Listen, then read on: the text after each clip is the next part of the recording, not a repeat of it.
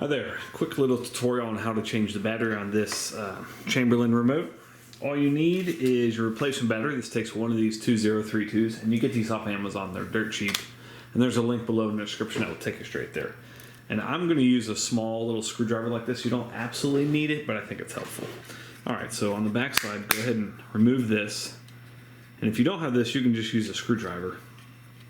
But put your little clip in right here and just twist. It's not easy, so just be firm with it.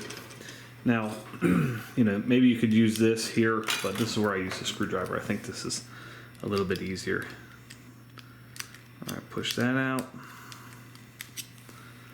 There's the old 2032. Take your new one. Positive side goes up. Push it in.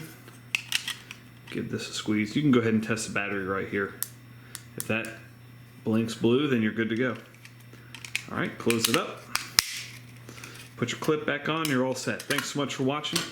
Make sure you hit that thumbs up button.